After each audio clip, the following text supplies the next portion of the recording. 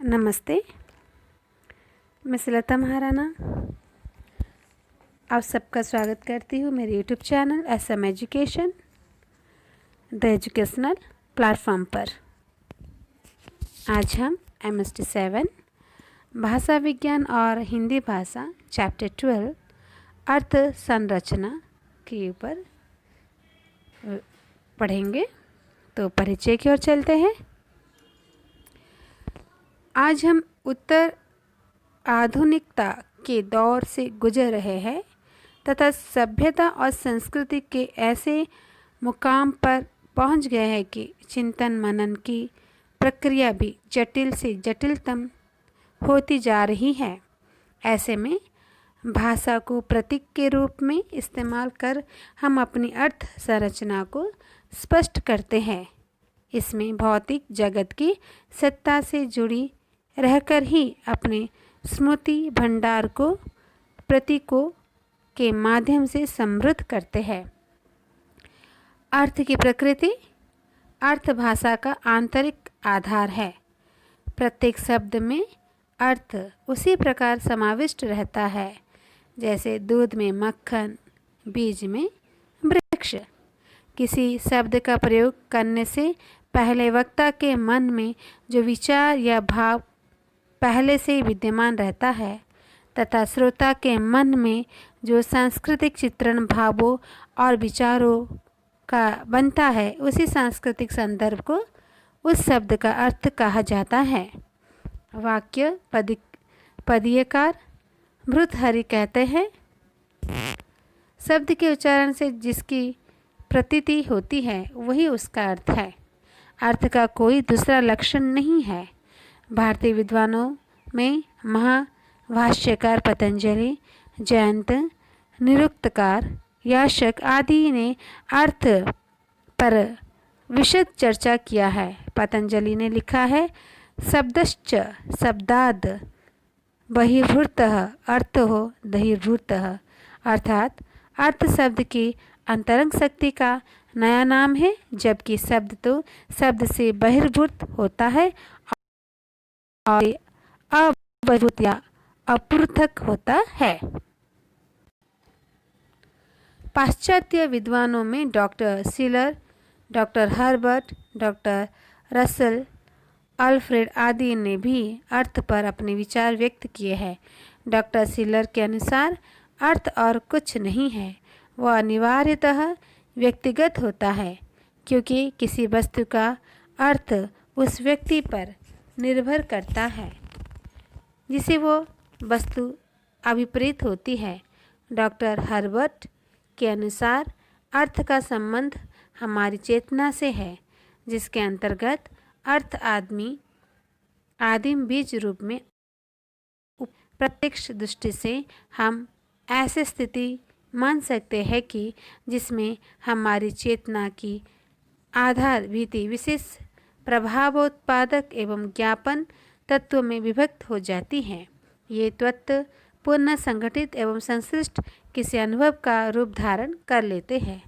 Doctor Bholanath Tiwari के अनुसार किसी भी भाषिक इकाई, वाक्य, वाक्यांश, रूप, शब्द, मुहावरा आदि को किसी भी इंद्रिय से ग्रहण करने पर जो मानसिक प्रतीति होती है वही अर्थ है।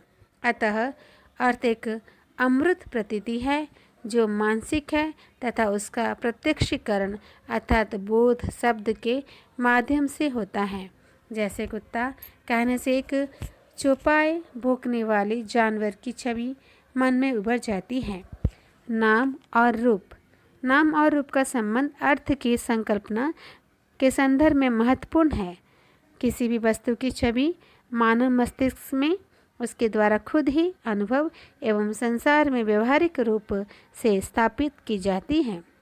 यह छवि चित्र किसी दूसरे तक संप्रेषित तभी हो सकता है जब वो किसी कोड अथवा मूर्त रूप से उपस्थित किया जाए।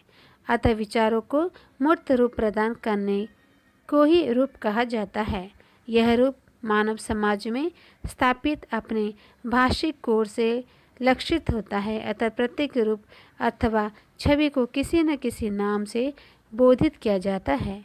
जैसे हाथी शब्द अथवा नाम एक विशालकाय सूंड वाले जानवर के लिए प्रयुक्त होता है। यह रूप में और नाम के बीच का सामाजिक संबंध है।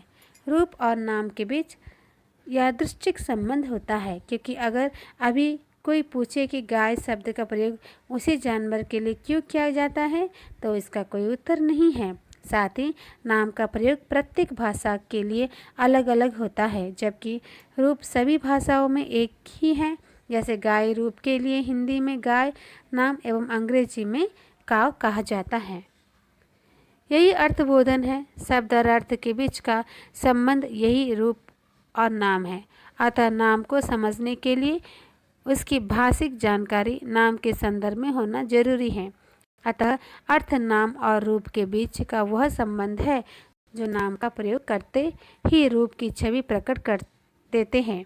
इसे एक आरेख से समझा जा सकता है। यह गाय के उच्चारण से श्रोता के मन में उपस्थित अन्य रूपों में से गाय का चयन होता है और तब गाय का बोध होता है।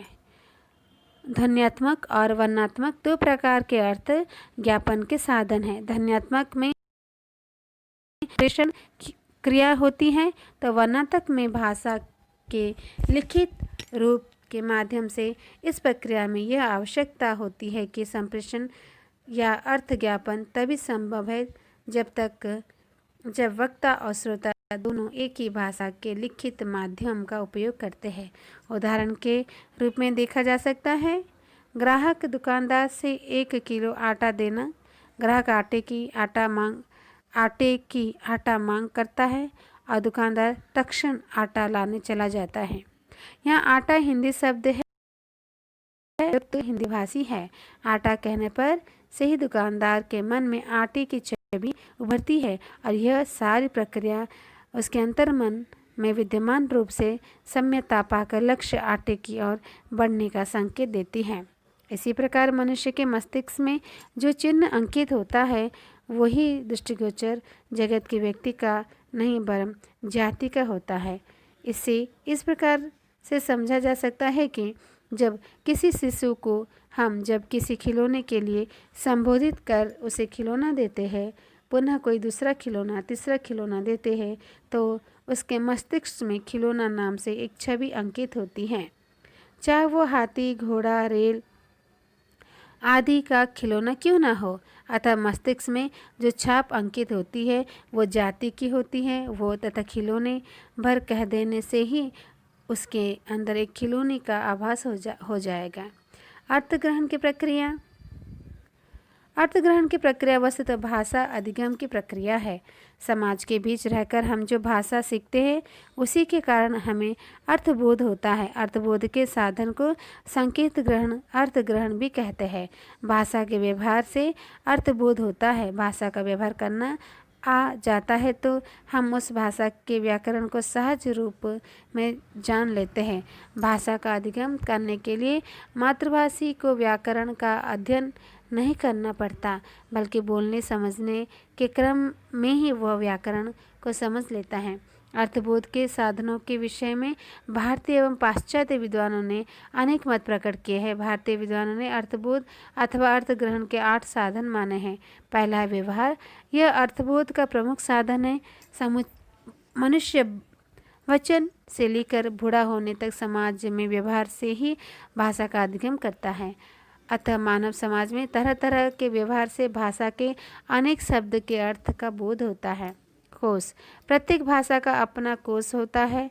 कोश के माध्यम से हम अनेक शब्दों के पर्याय को जानकर अर्थ का ज्ञान प्राप्त करते हैं। कोशार्थ में हम प्राय शब्द के सामान्य अर्थ से परिचय प्राप्त करते हैं। जब हमें शब्द का अर्थ मालूम नहीं होता तब हम कोश का सहारा लेते हैं। जैसे अनिष्ट का अर्थ अवांछित, अशुभ, अहित, अमंगल आदि। व्याकरण से भी अर्थबोध होता है। अतः शब्द से पद निर्माण की प्रक्रिया को संपन्न करने के लिए व्याकरण की आवश्यकता पड़ती है। यदि किसी मूल शब्द का अर्थ ज्ञात हो तो उस मूल शब्द में व्याकरण की सूचना के आधार पर प्रत्यय लगाकर नए शब्द का अर्थ और प्रयोग जाना जा सकता है। जैसे सांप से सपेरा, अंग्रेज से अंग्रेजी, लूट से लुटेरा, बंगला से बंगाली। वाक्य। आप्त वाक्य का अर्थ है विश्वसनीय वचन, महान, विद्वान, प्रसिद्ध, सिद्ध या पहुँचे हुए लोगों के वाक्य भी कभी कभी अर्थ का बोध करते हैं, जैसे ईश्वर, स्वर्ग, नर्क, आत्मा, पुनर्जन्म आदि शब्दों का अर्थबोध आप्त वाक्य के माध्यम से ही होता है। उपमान। किसी वस्तु को किसी अन्य वस्तु के समान बनाकर उपस्थित किया जाता है, इसे सादृश्य भी कहते हैं। इसके अंतर्गत वे समस्त पदार्थ आ जाते हैं जिनका स्वभाव दूसरे पदार्थ से मिलता हो, जैसे किसी की खूबसूरती के लिए चंद्रमा को उपमान बना देना, मुख चंद्रसा। इसी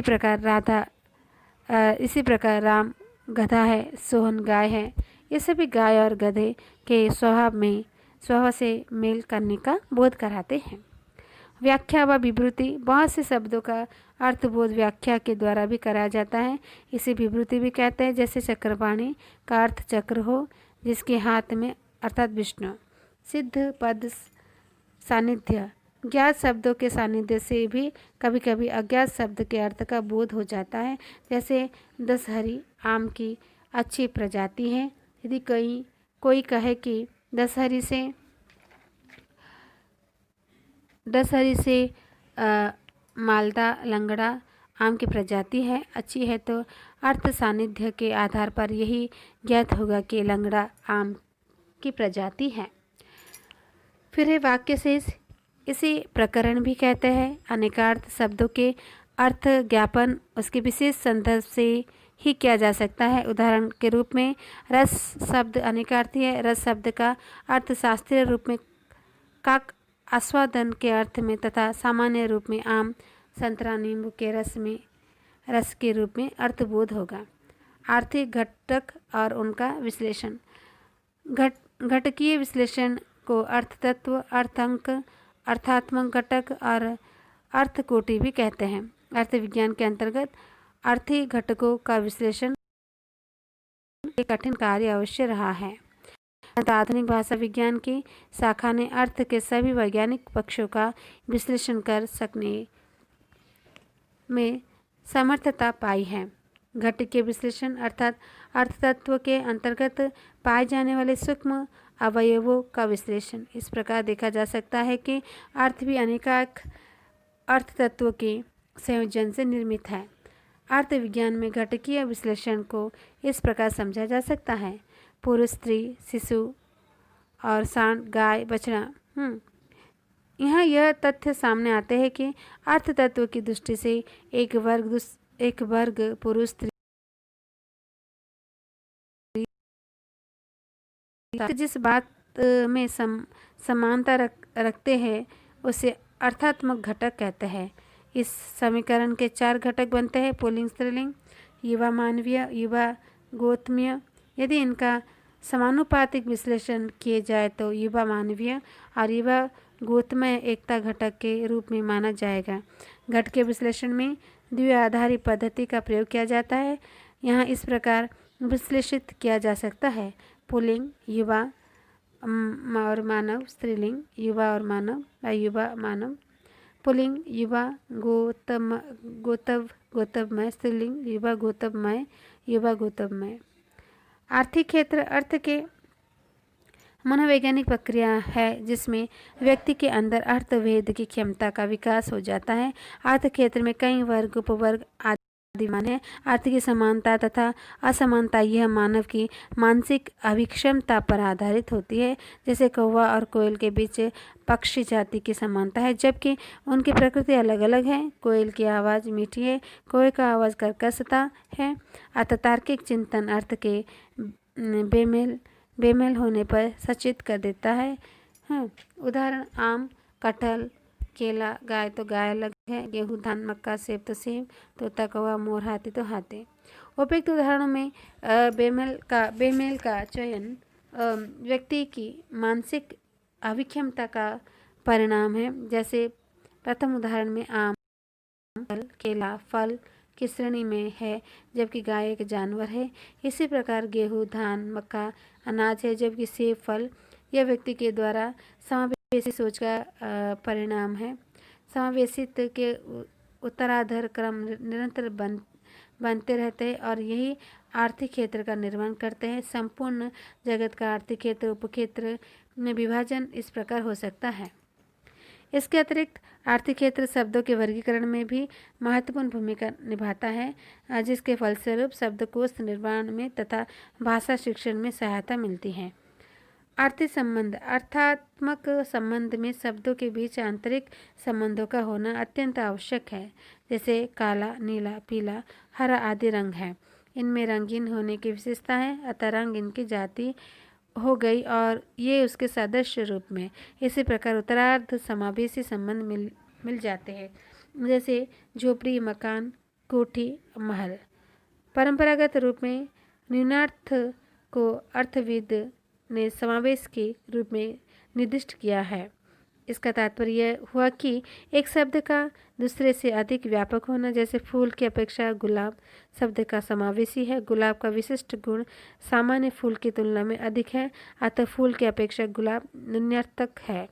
भाषा विज्ञान की संरचना में भी उत्तरार्ध क्रम मिलता है। प्रयुक्ति, वाक्य, उपवाक्य, पदबंध, पद, शब्द, शब्दांश और रूपे।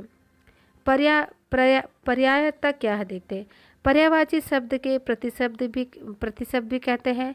ये समान अर्थ देने वाले शब्द होते हैं, किंतु इन पर्यायवाची शब्द में प्रयोग के आधार पर सूक्ष्म अंतर होता है, जैसे जल, नीर, ससील, पानी, अम्बु, तोय इत्यादि। यदि किसी को प्यास लगती है तो कृपया मुझे एक गिलास अम्बु दीजिएगा न कहकर जल अथवा पानी कहना ज़्यादा उचित लगता है। किसी भी समृद्ध भाषा में पर्यायवाची शब्द की अधिकता होती है। हिंदी के पर्यायवाची शब्द संस्कृत के तत्सम शब्द हैं, जिन्हें ज्यों का त्यों स्वीकार कर लिया गया है। पर्याय विज्ञान अर्थ विज्ञान की एक महत्वपूर्ण शाखा है, क्योंकि इस दिशा में अभी बहुत कम काम हुआ है। इस शाखा में पर्यायवाची शब्द का अध्ययन करते हैं। भाषा विज्ञान की अन्य शाखाओं की भांति ही पर्याय विज्ञान भी वर्णनात्मक, ऐतिहासिक सभी प्रकार के हो सकते हैं। पर्यायवाची शब्द के बारे में जानना है कि वे एकार्थी शब्द होते हैं, किंतु पर्यायवाची शब्द वस्तुतः समानार्थी होते हैं। डॉक्टर भोलानाथ तिवारी ने पर्यायवाची शब्द के निम्नलिखित भेद किए हैं। पर्यायवाची शब्द जो है एकार्थी है, समानार्थी है, शैलिक, क्षेत्रीय, वैचारिक और प्रायोगिक है। पर्याय का अभिभार्व और बहुभाषिकता की स्थिति। हिंदी भाषा आदिकाल से ही संस्कृत संघर्ष झेल रही है, चाहे वह संघर्ष व्यापार वाणिज्य का हो या आक्रांताओं का हो या फिर विस्थापित का। यही बहुभाषिकता की स्थिति होती है। आज ग्लोबलाइजेशन की दौड़ में सारी दुनिया एक विश्वग्राम में तब्दील हो गई है। ऐसा समय में प्रत्येक व्यक्ति बहुभाषी हो रहा है, अतः अन्य भाषा के शब्दों का हिंदी में समावेश तथा उसके समान अर्थ देने का कारण हिंदी के समानार्थी शब्द में वृद्धि हुई है, जैसे दायित्व, जिम्मेदारी, कार्यभार, दारोमदार, आश्रय, सहारा आदि। अंग्रेजी भाषा के शब्द का भी समावेश हुआ है, जैसे राजनीति, पॉलिटिक्स, प्रेक्षापास्त्र, मिसाइल इत्यादि। ऐतिहासिकता की स्थिति। हिंदी भाषा का इतिहास लगभग 2000 वर्ष पुराना है। वैसे तो संस्कृत भाषा से हिंदी के विकास ने इसके इतिहास का संबंध अत्यंत प्राचीन कर दिया। किसी भी भाषा का विकास अपने पूर्ववर्ती तत्वों के परिवर्तन से होता है, किंतु हिंदी के अधिकांश घटक संस्कृत में ऐसे मेल खाते हैं। साथ ही हिंदी को उनके समृद्ध भाषाओं का सहयोग मिल रहा है। संस्कृत, पाली, संस्कृत और अपभ्रंश से उत्तरोत्तर विकसित इस भाषा की शब्द संपदा अति प्राचीन और विविधता से परिपूर्ण है। उदाहरण के रूप में निम्बुक और नींबू बोलते हैं, भ्रमर, भंवर, भौरा, विज्ञप्तिका, विणतिया, विनती, हरिद्री, हलिदी, हल्दी, गर्भणी, गवभिणी, गाभिन, जिहा, जिह्वा, जिभ, जिभ, कर्ण, कान इत्यादि। इसके अतिरिक्त अरबी, फारसी तथा अंग्रेजी ने भी हिंदी के इतिहास में अपना अमर या अपना असर छोड़ा है। साथ ही देसी भाषाएं अर्थात हिंदी के अंतर्गत आने वाले लगभग 18 बोलियों की 10 संपदा भी इन्होंने हिंदी के पर्याय शब्द के अर्थ में योग देती हैं। विदेशी शब्दों के अनुवाद। हिंदी भाषा में अनेक विदेशी भाषा की पुस्तकें यथार्थ ज्ञान, विज्ञान, साहित्य, राजनीतिक, आर्थिक आदि का अनुवाद किया गया है। यह हिंदी की समर्थ शब्द संपदा की पहचान है। अंग्रेजी भाषा के कुछ शब्दों का हिंदी में अनुवाद गणित, पैसिफिक ओशन, प्रशांत महासागर और मेडिटेरियन से भूमध्य सागर इत्यादि। अश्लील और अमंगल परिहार। समाज में कुछ क्रियाओं का संबोधन अश्लील माना जाता है, अतः इनकी अश्लीलता छिपाने के लिए घुमा फिरा अच्छे शब्दों द्वारा उन्हें प्रकट करते हैं। जैसे पखाना जाना को सीधा जाना, मैदान जाना, गर्भिणी होने को पाँव भारी होना, पेट से होना। अब तो पेशाब घर तथा पखाना घर की टॉयलेट तथा बाथरूम तक कहा जाने लगा है। चूँकि अंग्रेजी भाषा के शब्द उस तरह के मानसिक अर्थ नहीं देते, अतः इनका प्रयोग लोग प्राय करते हैं। इसके साथ ही किसी की मृत्यु हो जाने पर यह नहीं कहा जा सकता कि वो मर गया है, बल्कि कहते हैं देहांत, निधन, परलोकवासी, डेथ आदि। इसी साथ ही अंधविश्वास के कारण भी रात्रि में सांप को रस्सी आदि कहकर पुकारना, ये सभी प्रयोग समाज में प्रायः सुनने को मिलता है। साहित्यिक लेखन। साहित्य समृद्ध भाषा की समृद्धि का घोतन करती है। हिंदी में विलुप्त साहित्य भंडार है। साहित्यिक भाषा एक प्रकार की लाक्षणिक भाषा होती है तथा शब्द प्रयोग में काफ़ी प्रयोग किया जाता है, अतः पर्याय शब्द में साहित्यिक लेखन की महत्वपूर्ण भूमिका हो जाती है। सर्वाधिक प्रयोग प्राकृतिक अवयवों का मानवीकरण है। यथा विष्णु के लिए जिसके हाथ में चक्र हो चक्रपाणी, चक्र की धारणा करने वाला चक्रधर। लक्ष्मीपति कमल के लिए जल में जन्म लेने वाला जलज, कीचड़ में खिलने वाला पंकज, सास पंखुड़िया वाला शतदल। ओके, तो इस तरह से छंदोबद्धता के कारण पर्याय प्रयोग होते हैं।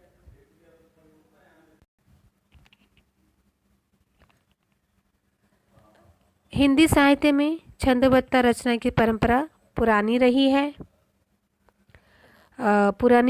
किंतु द्विवेदी युग की खड़ी बोली हिंदी कविता पर विचार करना उचित होगा।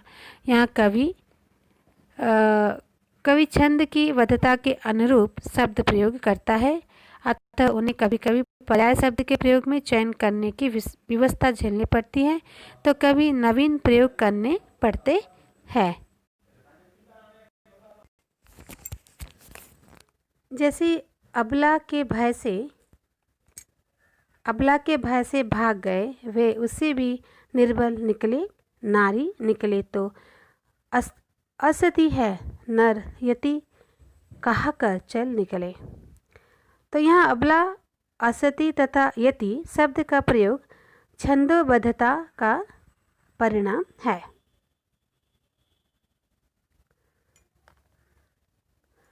और पर्यायता का अर्थ विभेदन।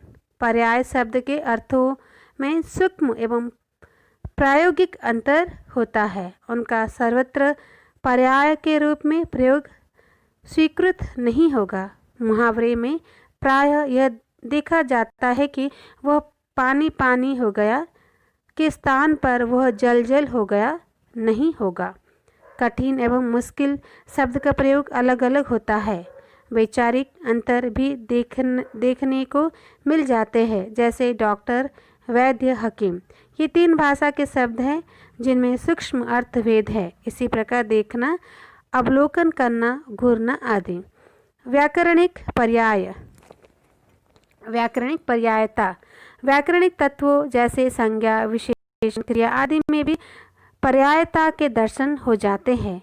भाषीय दक्षता को प्रमाणित करने में इस पर्यायता की महत्वपूर्ण भूमिका होती है, जैसे सदैव, सदा, सर्वदा, हमेशा, एवं और तथा वह, किंतु, लेकिन, परंतु आदि। अनेकार्थता। प्रत्येक विकासशील भाषा में अनेकार्थता आ ही जाती है। अर्थ की अनेकता अथवा अर्थ के रूप में विविध प्रयोग भाषा के बीच सहज प्रक्रिया के रूप में आ जाता है। कभी कभी ऐसा होता है कि शब्द अपने नवीनतम अर्थ धारण करने के पश्चात भी पुराने अर्थ को नहीं छोड़ता और ऐसे 10 में कभी कभी 3-4 अर्थ एक समय में चलते रहते हैं, जैसे अर्थ, धन, मतलब और कारण। अक्ष, आँख, सर्प, ज्ञान, मंडल, रथ, पहिया, आत्मा, खर, दृष्टि, गधा, तिनका, एक इंद्राक्षक, गुरु, शिक्षक, ग्रह, विशेष, श्रेष्ठ, भार इत्यादि। इस प्रकार नाम और रूप का ऐसा संबंध है कि नाम का प्रयोग विस्तृत रूप से अनेक रूप के संदर्भ में होता रहता है। हिंदी में शब्द स्तरीय अनेकार्थता, विरासत में मिले अनेकार्थता। हिंदी भाषा की विरासत संस्कृत का शब्द भंडार है। हिंदी का शब्द भंडार संस्कृत, देशज, विदेशी आदि शब्द से समृद्ध हुआ है। संस्कृत में अनेकार्थता का समृद्ध रचना है जो हिंदी को विरासत में मिली है। वैसे अरबी, फारसी तथा अंग्रेजी के शब्दों का भी हिंदी में समावेश हुआ है, जैसे अक्षर ब्रह्मा, विष्णु, अकार आदि, वर्ण शिव, धर्म, मोक्ष, गगन, सत्य, जल, तपस्या आदि। अतिथि, मेहमान, साधु, यात्री, अपरिचित व्यक्ति, राम का पोता या कुश का बेटा इत्यादि। ऐतिहासिक ध्वनि परिवर्तन और आदान ध्वन्यैक्य से उत्पन्न अनेकार्थता। हिंदी भाषा लगभग 1000 ईस्वी के आसपास से प्रचलन में आई है।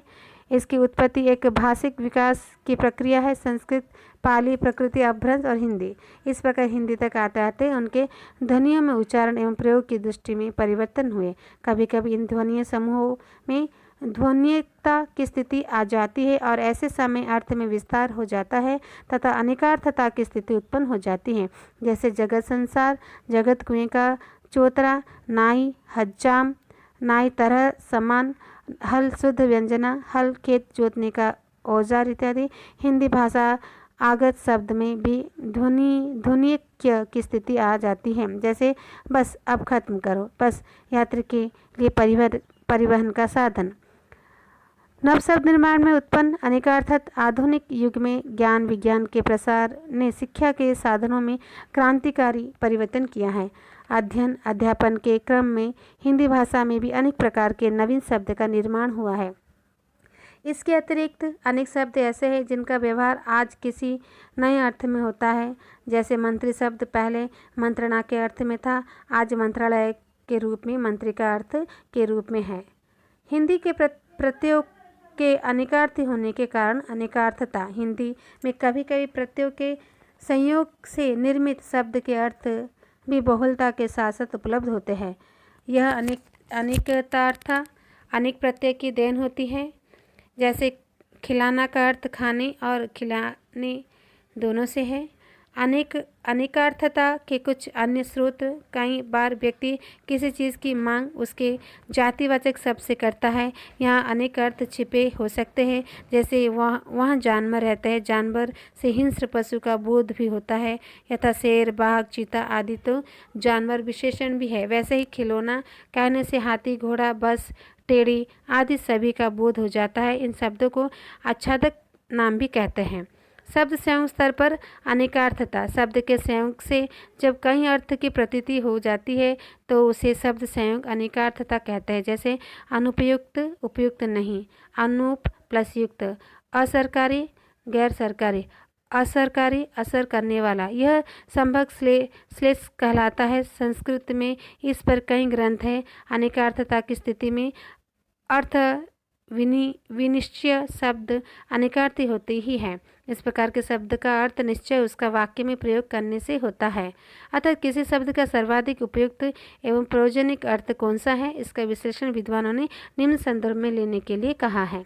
संयोग, विप्रयोग, सहचार्य, विरोधिता, प्रयोजन, प्रकरण, लिंग, शब्द, सानिध्य, सामर्थ्य, औचित्य, देशकाल, व्यक्ति विशेष, स्वर इत्यादि। अतः शब्द का अर्थ उसके प्रयुक्ति परक संदर्भ से निश्चित किया जा सकता है, जैसे मुझे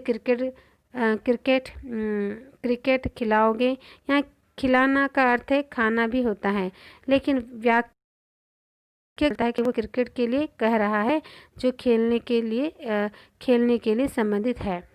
विलोमता एक दूसरे की विरोधी अर्थ वाले शब्द विलोम, विप्राय या विपरीतार्थी कहते हैं।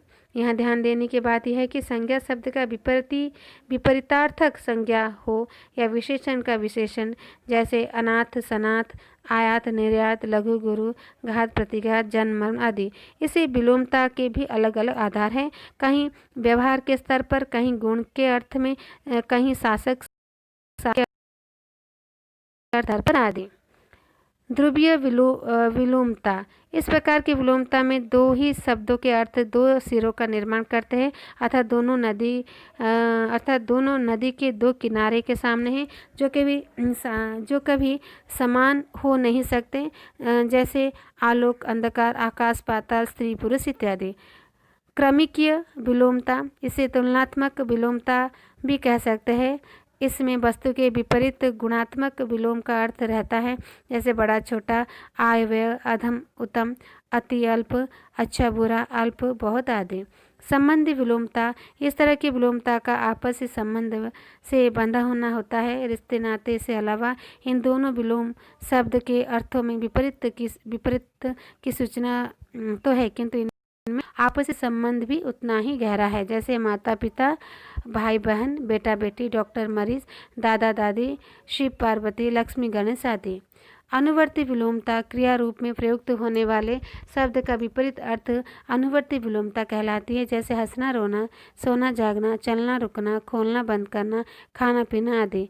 मापक्रमीय विलोमता क्रिया विशेषण में होने वाली विलोमता को मापक्रमीय विलोमता कहते हैं, जैसे तेज तेज दौड़ना, धीरे धीरे दौड़ना आदि। अतः विलोम के संबंध में यही कहा जा सकता है कि विलोम युग भी किसी न किसी रूप में एक दूसरे के संबंध होते हैं। उनका आपस संबंध कभी तो मात्रा का, कभी गुण का, तो कभी आकृति को लेकर होता है। वाक्य स्तर पर अर्थ विवेचन, वाक्य में प्रयोग होने के बाद भी अर्थ में भेद उत्पन्न हो जाता है। किसी वाक्य के अर्थ विवेचन के संदर्भ में निम्नलिखित स्तर हो सकते हैं। वाक्यार्थ बोध की प्रक्रिया, भाषा व्यवहार की प्रक्रिया में वाक्य प्रयोग भाषा संप्रेषण की सबसे समर्थ इकाई है। प्रयोक्ता अपनी बातों को श्रोता तक एक व्यवस्थित वाक्य प्रेषित करता है, किंतु प्राय देखा जाता है कि बातचीत के दौरान व्यक्ति कई वाक्यों को अधूरा देता है और श्रोता उसका अर्थ समझ लेता है। जैसे तुमने सारा आकाश उपन्यास पढ़ लिया, हाँ कैसे लगी, अच्छी, प्रभा सबसे अच्छी। इस वार्तालाप में संक्षिप्त रूप में कही गई बातों को श्रोता पूरी तरह समझ लेता है, अर्थात दोनों ही संदर्भ को मानसिक रूप से समझ। अतः वाक्य का अर्थ निष्पादन कई चरणों में होता है, किंतु ये चरण क्रम शीघ्र होते हैं, जिसके कई चरण हैं। यह एक मनोवैज्ञानिक दशा है जिसमें वार्तालाप के समय जो प्रसंग उससे संबंधित सूचनाएं वक्ता श्रोता के मन में संग्रहित होती रहती है, तथा जब तक प्रसंग खत्म न हो जाए वार्तालाप का क्रम इन्हीं संदर्भ तथा सूचनाओं के रूप में जारी रहता है।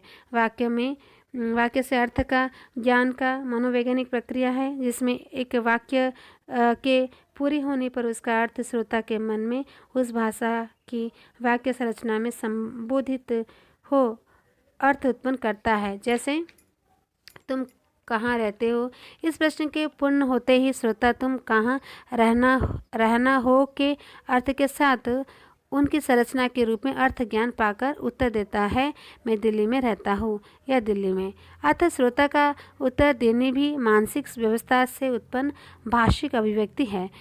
इस सारे प्रकरण में कर्ता, क्रिया, कर्म, सर्वनाम, विशेषण आदि व्याकरणिक इकाइयों की व्यवस्था का ध्यान रखना पड़ता है। इस प्रक्रिया में एक आरेख द्वारा समझा जा सकता है वक्ता भाषिक अभिव्यक्ति जो मूर्त होती है और यहाँ पर श्रोता। एक प्रकार वाक्य संरचना और उसका प्रयोजनिक प्रयोग तो आ गए, किंतु वाक्य जो अनेकार्थ की स्थिति आती है उसका निवारण भी प्रयोक्ता को करना पड़ेगा। अर्थात राम गया, इसका प्रयोग राम के कहीं जाने के अर्थ में, राम की मृत्यु हो जाने के अर्थ में तथा राम के जाने से आश्चर्य प्रकट के अर्थ में किया जा सकता है। अतः प्रयोक्ता द्वारा इस वाक्य के प्रयोग की शैली पर भी ध्यान देना पड़ेगा, अन्यथा अर्थ का सही ज्ञान नहीं हो पाएगा। अतः वाक्य का अर्थ ग्रहण करने के लिए प्रयोक्ता को भाषा के शब्द, व्याकरण, वाक्य संरचना, प्रयुक्ति, प्रकरण आदि का ज्ञान आवश्यक है। वाक्य स्तर पर अनेकार्थता। कभी कभी व्याकरणिक प्रयोग के आधार पर भी अस्पष्टता के कारण अनेकार्थता की स्थिति उत्पन्न हो जाती है। इस प्रकार वाक्य से उत्पन्न अनेकार्थता व्याकरणिक अनेकार्थता कहलाती है। इसमें यदि उच्चारण, मौखिक प्रयोग के उतार चढ़ाव पर ध्यान दे तो अर्थ स्पष्ट हो सकता है। जैसे यह मोहन का चित्र है, यहाँ कई अर्थ निकलते हैं। यह चित्र मोहन का है, इसमें मोहन की छवि है, यह मोहन द्वारा बनाई गई है। साथ ही कुछ अन्य उदाहरण द्रष्टव्य है। सिपाही ने दौड़ते हुए चोर को पकड़ा। वाक्य स्तरीय पर्यायता। वाक्य स्तर के पर्यायता भाषिक अभिव्यक्ति की समर्थता को प्रदर्शित करती हैं। किसी भाषा में जिस प्रकार पर्यायवाची शब्द भाषा की समृद्धि तथा अभिव्यक्ति की क्षमता का सूचक होता है, वैसे ही वाक्य में भी पर्याप्त रूप प्रयुक्त भाषा की सटीक अभिव्यक्ति करने में सक्षमता को घोषित करते हैं। वाक्य की संरचना तो निश्चित है पर उसकी अर्थ में अंतर हो जाता है। पाश्चात्य भाषा विज्ञान में इसे एजेंट की स्थिति बताते हैं। चक्रपाणी जिसके हाथ में चक्र हो विष्णु, वज्रपाणी जिसके हाथ में वज्र हो इंद्र, वीणा पाणी जिसके हाथ में वीणा हो सरस्वती इत्यादि। वाक्य स्तरीय विलोमता। विलोम का अर्थ है विपरीत, अर्थात वाक्य में जब विलोमता की बात की जाएगी तो उसका तात्पर्य नकारात्मक बोध से होगा। जैसे राम स्कूल गया है, राम स्कूल नहीं गया है। इसके अलावा ये विलोमता वाक्य संरचना की अलावा भी वाक्य स्तरीय विलोमता के उदाहरण मिल जाते हैं, अर्थात नहीं के आदि उपसर्ग से विलोमता का बोध होता है। जैसे सोहन उदार आदमी है, सोहन कृपण आदमी है, वह परीक्षा में उत्तीर्ण होगा, वह परीक्षा में अनुत्तीर्ण होगा, मुझे खेद है, मुझे प्रसन्नता है आदि। तो इस तरह से आपका जो चैप्टर 12 है अर्थ संरचना यहाँ पर समाप्त होता है। बहुत इजी यहाँ पर अर्थ पर्यायवाची शब्द और विलोम शब्द, उपनाम, इस सभी के बारे में आपको जानना है तो इसे बार बार पढ़िए और सुनिए। इसे सुनने से बहुत सारी चीज़ें याद रह जाती हैं, बार बार सुनना पड़ेगा और इससे आपको याद रह जाएगी। इस तरह से यहाँ पर चैप्टर 12 हम समाप्त करते हैं। तो आप ज़रूरी मेरे चैनल को सब्सक्राइब कीजिए, बेल आइकन को प्रेस कीजिए। 100 सब्सक्राइबर होने के नज़दीक आ चुकी हूँ मैं, तो आप अगर चाहेंगे तो इसे 100 आज भी कर सकते हैं, अभी भी कर सकते हैं। तो आप के लिए मैं प्रस्तुत करती क्योंकि दिसंबर महीने में आपके लिए एग्ज़ाम्स आएंगे और पढ़ना मुश्किल हो सकता है, तो इसलिए आपके लिए मैं जल्दी वीडियो बना रही हूँ कि आप इसका लाभ उठा सके। तो आप मेरे चैनल को 100 सब्सक्राइबर तक पहुंचाने के लिए मदद कीजिए। अभी ही एक सब्सक्राइब आप प्रेस कीजिए, बेल आइकन को प्रेस कीजिए, अच्छा सा कमेंट दीजिए। और कुछ गलतियां अगर मुझसे होती है पढ़ने के समय, कभी कभी इतनी जल्दी भी पढ़ देती हूँ कि शब्द को सही तरह से उच्चारण करती हूँ लेकिन सुनाई भी नहीं देता है, तो मैं उसे ध्यान में रखूँगी। और वीडियो को लाइक कीजिए और अपने दोस्तों के साथ शेयर कीजिए, साझा कीजिए, उनको भी तो ज़रूरत है पढ़ने की, तो उन्हें भी दीजिए, उन्हें भी बोलिए कि सब्सक्राइब करो चैनल को। तो ये सब करके आप मेरे चैनल को 100 सब्सक्राइब तक पहुंचा दीजिए। और इस तरह से मैं इस वीडियो को यहाँ पर रखती हूँ और जल्दी मैं इसके 2019 के कुछ इम्पोर्टेंट और कुछ चैप्टर उनमें से क्वेश्चन आए थे उन्हें मैं आपके सामने प्रस्तुत करूँगी। तो रखती हूँ, धन्यवाद, नमस्ते।